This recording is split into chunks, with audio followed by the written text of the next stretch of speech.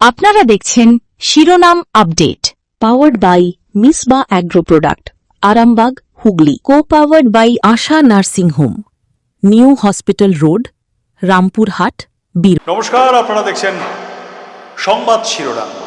আর শিরোনাম আপডেট নিয়ে রয়েছি আপনাদের সঙ্গে আমি।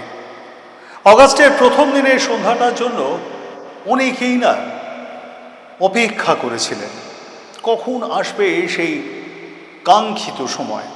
19টা বছর তো নেহাতেই কম সময় নয়।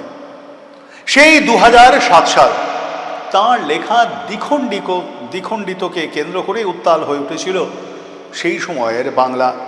তদানীন্তন বাম সরকারের নির্দেশে কলকাতা ছাড়তে বাধ্য হয়েছিলেন লেখিকা তসলিমা নসরিন।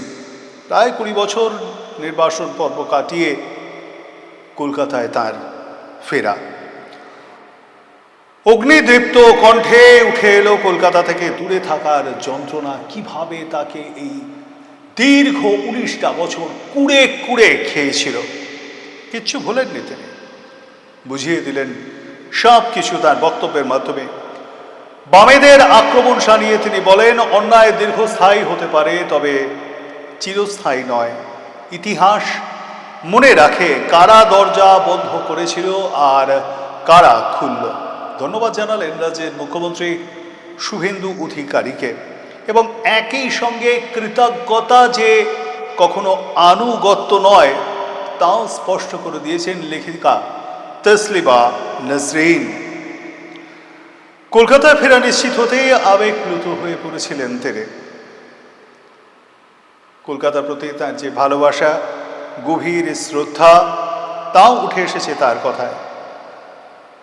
তিনি তার বক্তব্যের মাঝে বলেছেন যে এই শহর তার মনের শহর, তার মনের ভেতর ছিল, শুধুমাত্র আসার উপায় ছিল না। সেকুলার মিশনের উদ্যোগে তসলিমা নসরিনের কলকাতায় ফেরা বড় উদযাপনই বটে। শনিবার বিকেলে রবীন্দ্র সদনের সেই উদযাপনের অপেক্ষায় সাংস্কৃতিক জগৎ অপেক্ষা করছিল, এবং তসলিমাকে ঘিরে যে নজিরবিহীন নিরাপত্তা নজরে পড়ে। সন্ধ্যা নাগাদ লেখিকা সেখানে পা রাখতেই একেবারে বোঝা গেল 2 দশকে একজন লেখিকাকে কতটা মিস করেছে, নজরে হারিয়েছে। আমরা বলি না, নজরে হারাচ্ছে, এই নজরে হারিয়েছে এই শহর কলকাতা। একটা তৃষ্ণা বুকের ভেতরে যেন জমিয়ে রেখেছিল 2 দশক ধরে। 2 দশকের এই লজ্জা সত্যিই কি কেটে গেল?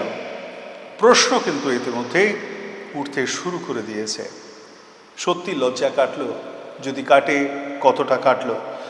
শনিবারের সন্ধ্যায় কলকাতার সাংস্কৃতিক কেন্দ্রে রবীন্দ্র সদনের বিখ্যাত লেখিকা তসলিমা নসরিনকে স্বাগত জানালেন শহরবাসী। হঠাৎই সেখানে হাজির হন রাজ্যের মুখ্যমন্ত্রী তথা তথ্য সংস্কৃতি দপ্তরের মন্ত্রী শুভেন্দু অধিকারী। একটা তুঁতে রঙের বালুচরি লাল টিপে বঙ্গকন্যার মুখে তখন প্রশান্তির একটা বিচ্ছুরণ। কিছুক্ষণ পরেই মুখ্যমন্ত্রী আসেন সেখানে এবং পরিষ্কার বলেন যে তিনি আমন্ত্রিত নন, তবুও তিনি এসেছেন তথ্য সংস্কৃতি মন্ত্রী হিসেবে সেখানে, এবং সেখানে তাকে সম্বর্ধনা জানানো হয়। সাহিত্য সম্রাট ঋষি বঙ্কিমচন্দ্রের একটি ছবি, সুন্দর ছবি তুলে দেওয়া হয় তার হাতে। তার আগে উত্তরীয় পড়ে এবং পুষ্পস্তবক অর্পণ করা হয়। দ্বিখণ্ডিত স্রষ্টা তার খোদাই করা একটা রূপোর মেডেল নাগরিকদের তরফে উপহার হিসেবে দেওয়া হয় তসলিমা নসরিনকে, এবং তুলে দেন মুখ্যমন্ত্রী শুভেন্দু অধিকারী। মঞ্চেই মুখ্যমন্ত্রী জানান যে সুরক্ষিত পশ্চিমবঙ্গে আপনাকে নিরাপত্তা দেওয়ার দায়িত্ব মুখ্যমন্ত্রীর। আপনি যতবার ইচ্ছা, যখন ইচ্ছা আসবেন, কথা বলবেন। একেবারে শৃঙ্খল মুক্ত, বাঁধন মুক্ত পশ্চিমবঙ্গে সবার আসার, সকলের বাক স্বাধীনতার প্রকাশের সুযোগ রয়েছে।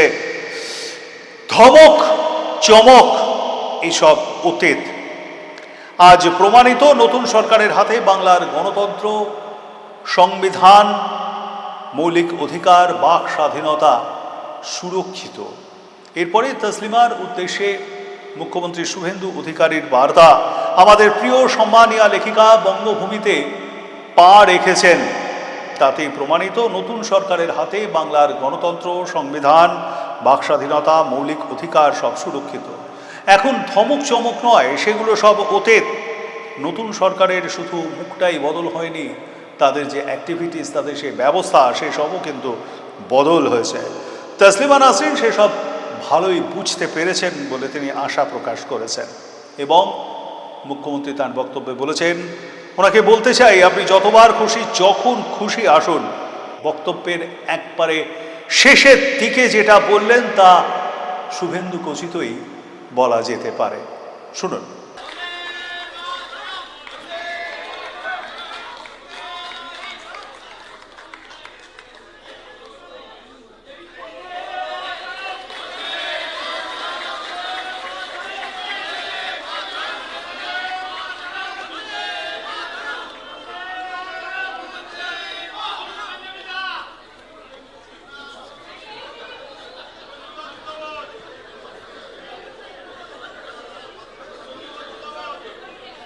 পশ্চিমবঙ্গের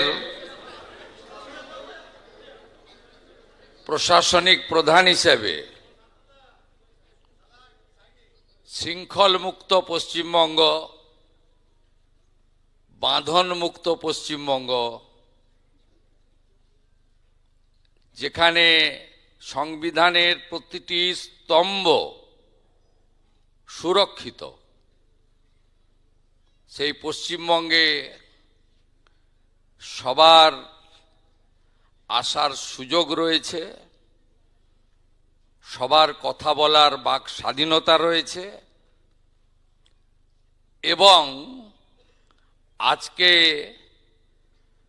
অত্যন্ত প্রিয় সম্মানীয় লেখিকা তসলিমা নাসরিন মহোদয়া এই বঙ্গভূমিতে গতকাল পদার্পণ করেছেন, আজকে কর্মসূচি করছেন।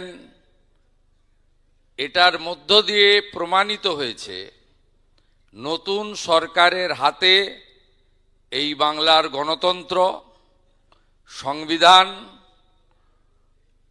বাক স্বাধীনতা, মৌলিক অধিকার সুরক্ষিত। এখানে কোনোভাবে ধমক চমক, দেখে নেব, আটকে দেব, এসব জিনিস অতীত হয়ে গেছে। উনি আসছেন শুনে আমি এখানে আমন্ত্রিত নই। আসছেন শুনে আমি শুধু মুখ্যমন্ত্রীও নয়, তথ্য সংস্কৃতি দপ্তরেরও মন্ত্রী। আমি উনাকে স্বাগত জানালাম বন্দে মাতরমের সার্ধশতবর্ষ ঋষি বঙ্কিমচন্দ্রের ছবি দিয়ে। পশ্চিমবঙ্গে আপনি স্বাগত। আপনি লেখিকা, আপনার লেখা সবাই পড়ে, আপনার গুণগ্রাহীর সংখ্যা প্রচুর। আপনি এখানে ভালো করে বলুন এবং পশ্চিমবঙ্গের যে ব্যবস্থার পরিবর্তন হয়েছে সেইটা নিশ্চিতভাবে আপনার অভিজ্ঞতায় আপনি দেখেছেন, একবার নয়, আপনি যখনই মনে করবেন বারে বারে আসবেন। সুরক্ষিত পশ্চিমবঙ্গে আপনাকে নিরাপত্তা দেওয়ার দায়িত্ব রাজ্যের মুখ্যমন্ত্রী তথা পুলিশ মন্ত্রী শুভেন্দু অধিকারীর।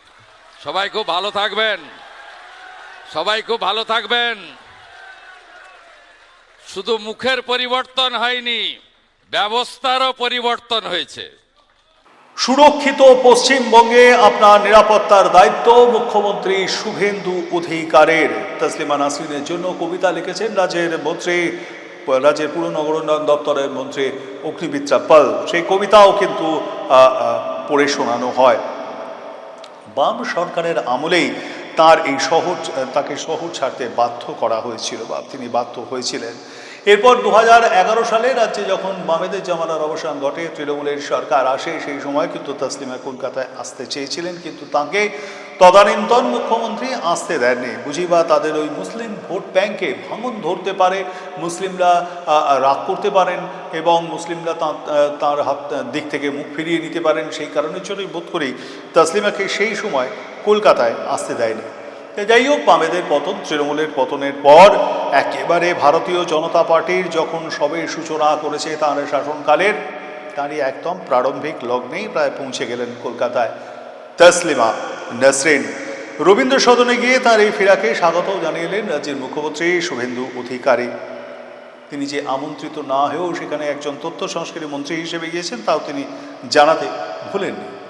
কিন্তু কোথাও তো কোনো কাছেই পার্ক সার্কাস, খিদিরপুরও খুব একটা দূরে নয়, ওয়াটগঞ্জ সেটাও খুব একটা দূরে নয়, উত্তর বন্দর থানা এলাকার যে কটা জায়গা আছে, দক্ষিণ বন্দর থানা এলাকার যে কটা জায়গা আছে, কোনোটাই কিন্তু খুব একটা দূরে নয় রবীন্দ্র সদনের থেকে। মোমিনপুর, কাঁটাপুকুর সবটাই তো কাছে। কোথাও কোনো অরাজক পরিস্থিতির সৃষ্টি হয়নি। কিন্তু শুক্রবার তিনি যখন কলকাতায় পা রাখেন তবে থেকে আর শনিবার পর্যন্ত কোথাও কোনো অরাজক পরিস্থিতি নেই, সব একবারে ঠান্ডা ঠান্ডা কুল। কোথাও কোনো পরিস্থিতির সৃষ্টি হয়নি, হতে দেওয়া যাবে না, পরিষ্কার জানিয়ে দিয়েছেন। এখন শুধুই সামনের দিকে এগিয়ে চলা। মুখ্যমন্ত্রী শুভেন্দু অধিকারী তার বক্তব্যে বলেছেন এইরকম একটা উষ্ণ অভ্যর্থনা পেয়ে যথারীতি তসলিমা তিনি কি বললেন, তিনি আপ্লুত তো বটেই, কিন্তু প্রত্যুত্তরে তিনি কি বললেন এটা অবশ্যই আমাদের শোনার প্রয়োজন রয়েছে। শোনাবো সে কথা, তবে তার আগে এখন নিয়ে নেব ছোট্ট একটা বিরতি। সঙ্গে থাকুন। যে কোনো অর্থোপেডিক সার্জারি ও ট্রমা কেয়ারের ক্ষেত্রেই হোক বা জটিল ও আধুনিক ব্রেন ও স্পাইন সার্জারি, চিকিৎসার সর্বক্ষেত্রেই সেরা নির্ভরযোগ্য ঠিকানা Medicare general hospital, 110 bed super speciality hospital, Kotulpur, Bankura. Phone 9434216662। Medicare general hospital. Moms kitchen স্বাদের আসল ঠিকানা, নন্দকুমার, পূর্ব মেদিনীপুর। সবসময় পাবেন মায়ের হাতের স্বাদ, প্রতিটি ডিশে থাকবে সুখের আস্বাদ। দ্রুত ডেলিভারি, সেফ আর ক্লিন। অর্ডার করুন এখনই তাই 6294996348 নম্বরে। আপনারা দেখছেন শিরোনাম update, powered by Misba agro product, Arambagh, Hooghly. Co powered by Asha nursing home, new hospital road, Rampurhat, বীর। সঙ্গে থাকবার জন্য ধন্যবাদ। ফিরে এলাম বিরতির পর। আপনারা দেখছেন শিরোনাম আপডেট। বিরতির আগে আপনাদের দেখিয়েছি তসলিমার ফেরা নিয়ে ঠিক কী বলেছেন রাজ্যের মুখ্যমন্ত্রী শুভেন্দু অধিকারী। শনিবার সন্ধ্যায় প্রত্যুত্তরে কি বললেন তসলিমা, কিভাবে শুরু করলেন জানি খুব শুনতে ইচ্ছে করছে আপনাদের। শুনুন। আজ আমি কলকাতায় ফিরে এসেছি।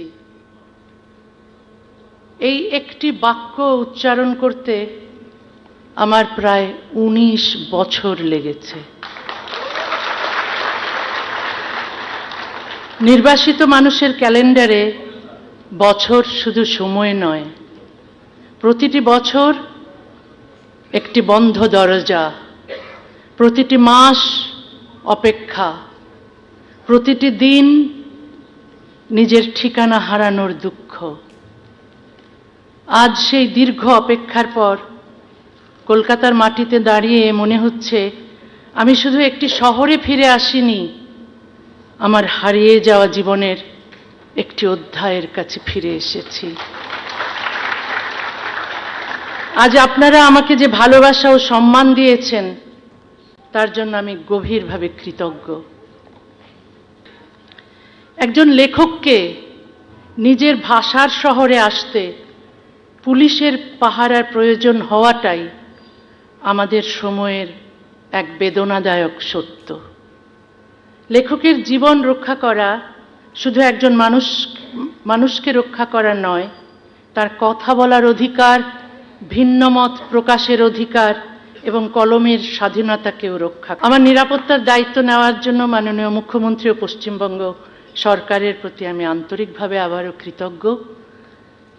কৃতজ্ঞতা আনুগত্যের চুক্তি নয়, কৃতজ্ঞতার বিনিময়ে আমি আমার স্বাধীন চিন্তাকে বন্ধক দিই না, আবার মতভিন্নতাও আমাকে অকৃতজ্ঞ করে না। কোনো ভালো কাজের স্বীকৃতি দিতে দলীয় আনুগত্যের প্রয়োজন নেই, দ্বিমত প্রকাশ করতেও বিদ্বেষের প্রয়োজন নেই। আমি কোনো রাজনৈতিক দলের হয়ে এখানে কথা বলতে আসিনি, কোনো দলকে পরাজিত করতেও আসিনি। আমি এসেছি নারীর সমান অধিকার মানবাধিকার, ধর্মনিরপেক্ষতা, যুক্তিবাদ, মুক্ত চিন্তা এবং বাক স্বাধীনতার পক্ষে কথা বলতে। আজকের দিনটি সাক্ষ্য দিচ্ছে ভয় চিরস্থায়ী নয়, নিষেধাজ্ঞা চিরস্থায়ী নয়, বন্ধ দরজাও চিরকাল বন্ধ থাকে না। আজ 1 অগাস্ট। অগাস্ট আমার জন্মের মাস, অগাস্ট আমার নির্বাসনের মাস, আজ থেকে অগাস্ট আমার প্রত্যাবর্তনের মাসও। এই অগস্ট তার জন্মের মাস, এই অগস্ট তার নির্বাসনের মাস এবং এই অগস্ট তার প্রত্যাবর্তনের মাসও হয়ে গেল। তার লড়াই কোনো মানুষের বিরুদ্ধে নয়, তার লড়াই অশুভ মতাদর্শের বিরুদ্ধে। সেই সব মতাদর্শ বিরুদ্ধে তার লড়াই যে বা যারা নারীকে পুরুষের অধীন করে, শিশুকে একেবারে যুক্তির বদলে শেখায় অন্ধ আনুগত্য, ঈশ্বরকে অবিশ্বাস যারা করে তাদেরকে অপরাধী বলা হয় এবং কাজটাকে অপরাধ বলা হয়। সেই সঙ্গে ভিন ধর্ম বা ভিন্ন মতের মানুষকে ঘৃণাও করতে শেখায় যারা, তাদের বিরুদ্ধে তার এই লড়াই। আমি সব ধর্মীয় মৌলবাদের বিরোধী, ইসলামী মৌলবাদের বিরুদ্ধে আমি বেশি সরব, কারণ শৈশব থেকেই একে খুব কাছ থেকে দেখেছি। ইসলামী আইনে নারীর বিরুদ্ধে বৈষম্য দেখেছি, অমুসলিম, নাস্তিক ও মুক্ত চিন্তকদের ওপর নিপীড়ন দেখেছি, মানুষের ব্যক্তিগত জীবন, চিন্তা ও স্বাধীনতা নিয়ন্ত্রণ করতে দেখেছি, সারা বিশ্বজুড়ে জিহাদি উগ্রপন্থীদের সন্ত্রাস ও হত্যাকাণ্ড দেখেছি। তাই এর নাম স্পষ্ট করে বলি, আমি সব ধর্মের মৌলবাদকে এক কাতারে রাখি না। অন্যান্য ধর্মের মৌলবাদের কথা বলে ইসলামী মৌলবাদকে আড়াল করি না। যে অন্যায় যেখানে ঘটবে, যে মতাদর্শ তার জন্য দায়ী, তাকে তার নাম ধরেই সমালোচনা করি। সত্যকে ভারসাম্যের নামে অস্পষ্ট করা নিরপেক্ষতা নয়, বরং তা সত্যের সঙ্গে আপোষ। ইসলামের সমালোচনা মুসলমানের প্রতি বিদ্বেষ নয়। মানুষের অধিকার আছে, মতাদর্শের কোনো অধিকার নেই। মানুষকে রক্ষা করতে হবে, মতাদর্শকে প্রশ্ন করতে হবে। মুসলমানের শুভাকাঙ্ক্ষী হওয়া মানে তাদের ধর্মীয় শাসনের বন্দিত্বে রেখে দেওয়া নয়। আমি চাই মুসলিম সমাজে মুক্ত চিন্তার চর্চা বাড়ুক, যুক্তিবাদী ও ধর্মনিরপেক্ষ মানুষের সংখ্যা বাড়ুক, নারীরা পূর্ণ সমানাধিকার পাক, কারো মানবাধিকার লঙ্ঘিত না হোক। কোনো মতাদর্শই সমালোচনার ঊর্ধ্বে নয়। ইসলামের সমালোচনা করা বা ইসলাম সম্পর্কে সত্য কথা বলা মুসলমানের প্রতি বিদ্বেষ নয়, বরং মুসলিম সমাজের সংস্কার, বিবর্তন ও মানুষের মুক্তির জন্য এই সমালোচনা অত্যন্ত জরুরি। তিনি চান মুসলিম সমাজও অন্ধ আনুগত্যের শৃঙ্খল থেকে বেরিয়ে আসুক, যুক্তি, সমতা, মানবাধিকার এবং আধুনিকতার পথে এগিয়ে যাক তারা। তার সমালোচনা তো ধ্বংসের জন্য নয়, পরিবর্তনের জন্য। এবং যে বিধান নারীকে পুরুষের দাসত্ব করতে শেখায়, যৌন দাসী হিসেবে গণ্য করে, অমুসলিমকে ঘৃণা করে, ইসলামের সমালোচকদের হত্যা করে, সেই বিধানকে প্রশ্ন কিন্তু করতেই হবে। শনিবার সন্ধ্যায় রবীন্দ্র সদনে ফিরাতে এমনটাই মত প্রকাশ করেছেন লেখিকা তসলিমা নাসরিন। আরো বেদনাদায়ক হলো, মুসলিম সমাজকে অন্ধকারে রাখতে শুধু ইসলামী উগ্রপন্থীরাই সক্রিয় নন, তথাকথিত প্রগতিশীল ও বামপন্থীদের একটি অংশ এই অচলাবস্থাকে রক্ষা করেন।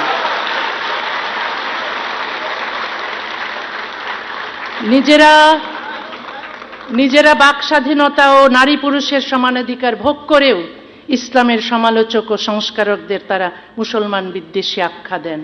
আমি অহরহ তাদের আক্রমণের শিকার হই। তাদের অভিযোগ, আমি কেন হিন্দু, বৌদ্ধ, খ্রিস্টান মৌলবাদীদের বিরুদ্ধে একই রকমভাবে যুদ্ধ করছি না। তারা কি একই যুক্তিতে রাজা রামমোহন রায়কেও এই বলে বাতিল করেন যে তিনি সতীদাহের বিরুদ্ধে লড়েছেন কিন্তু পৃথিবীর সব ধর্মের সব কুসংস্কারের বিরুদ্ধে একই সঙ্গে লড়েননি? ঈশ্বরচন্দ্র বিদ্যাসাগরকে কি কেউ দোষ দিয়েছিলেন? তিনি হিন্দু বিধবার অধিকারের জন্য লড়লেন, অন্য সব ধর্মের সংস্কার করতে গেলেন না কেন? সমাজ সংস্কারক তার সবচেয়ে পরিচিত সমাজের অন্যায় থেকেই লড়াই শুরু করেন। আমার ক্ষেত্রে সেই নিয়মের ব্যতিক্রম হবে কেন? আমি যতদিন বেঁচে থাকব পৃথিবীর যে প্রান্তেই থাকি লিখব, যা সত্য বলে বিশ্বাস করি তা বলবো। আজ 1 আগস্ট 2026। আজকের দিনটি আমার জীবনে শুধু একটি অনুষ্ঠানের দিন নয়, একটি বন্ধ দরজা খোলার দিন। ইতিহাস যেমন মনে রাখে কারা দরজা বন্ধ করেছিল, ইতিহাস তেমনি মনে রাখে কারা দরজা খুলেছিল।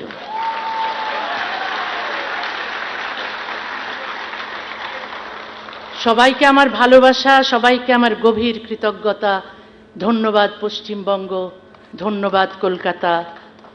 আজ তুমি আমাকে শুধু তোমার শহরে ফিরতে দাওনি, আমাকে আমার হারিয়ে যাওয়া জীবনের কাছে ফিরিয়ে দিয়েছ। আজ আবার আমি বলতে পারি, শেষ পর্যন্ত কোনো মানচিত্র নয়, মানুষের ভালোবাসাই আমার দেশ। শেষ পর্যন্ত কোনো মানচিত্র নয়, মানুষের ভালোবাসাই তার দেশ। একেবারে এমন বক্তব্য পেশ করেছেন তসলিমা নাসরিন। এইভাবেই 2026 সালের আগস্ট মাসের প্রথম দিনে কলকাতায় তাঁর ফেরাকে স্মরণীয় করে রাখলেন প্রখ্যাত লেখিকা তসলিমা নাসরিন। এমন মানুষ বারবার এই ধরাধামে আসো, এটাই আমাদের কামনা, এটাই আমাদের প্রার্থনা। আর আপনাদের অবশ্যই কমেন্ট বক্সে মতামত জানাবেন। লাইক, শেয়ার, সাবস্ক্রাইব প্রত্যেক দিনই বলি, আজও বলছি, যাবার আগে ভুলবেন না লাইক, শেয়ার এবং সাবস্ক্রাইব করতে। শিরোনাম আপডেট আজ এ পর্যন্তই। দেখতে থাকুন সংবাদ শিরোনাম। নমস্কার। আপনারা দেখছেন শিরোনাম update, powered by Misba agro product, Arambagh, Hooghly. Co-powered by Asha nursing home, new hospital road, Rampurhat,